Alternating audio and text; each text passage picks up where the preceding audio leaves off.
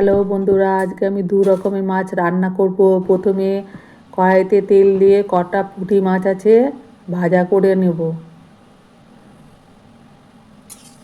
তেলটা গরম হয়ে গেছে, এবার পুঁটি মাছগুলো দিয়ে দেব।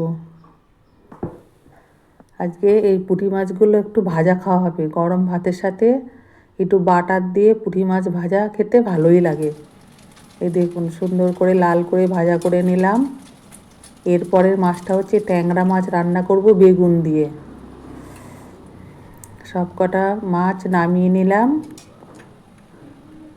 এবার ওই দেখুন ভাজাগুলো, এবার ওই তেলে ট্যাংরা মাছগুলো দিয়ে দিলাম। ট্যাংরা মাছের সুবিধা বেশি লাগে না কড়াইয়ে। দেখুন লাল লাল করে ভেজে নিলাম ট্যাংরা মাছগুলো। এবার হাতা দিয়ে নামিয়ে নিচ্ছি ভাজাগুলো। এটা বেগুন দিয়ে ঝাল করব।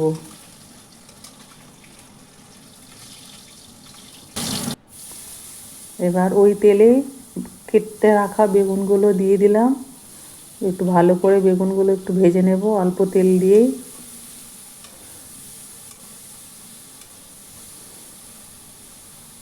অল্প তেল দিয়ে ভালো করে নাড়াচাড়া দিয়ে ভেজে নিলাম।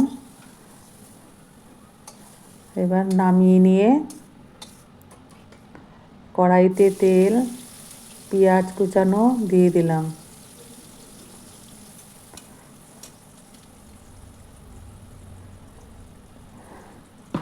এবার পেঁয়াজটা একটু লাল লাল করে ভাজা হলে পেঁয়াজ আর কাঁচা লঙ্কা আর একটুখানি 2 কোয়া রসুন দিয়েছিলাম, দিয়ে বাটা দিয়ে পেস্ট করে নিয়েছিলাম, ওই বাটাটা দিয়ে দিলাম। এবার স্বাদ মতো নুন হলুদ দিয়ে দিলাম, দিয়ে ভালো করে মশলাটাকে কষিয়ে নেব। আমার চ্যানেলটা ভালো লাগলে আপনাদের লাইক কমেন্ট শেয়ার এবং সাবস্ক্রাইব করে দেবেন। এবার ওই কষানোর পর একটু গরম জল করে রেখেছিলাম, ওটা দিয়ে দিলাম। ভেজে রাখা ট্যাংরা মাছ দিয়ে দিলাম। ভালো করে ফোটার পর এবার ভেজে রাখা বেগুনগুলো দিয়ে দিয়েছি। এবার একটু ভালো করে নাড়িয়ে একটু ফুটলে পরে নামিয়ে নেব। দেখুন একদম মাখা মাখা ট্যাংরা মাছ দিয়ে বেগুন দিয়ে মাখা মাখা রান্না করলাম।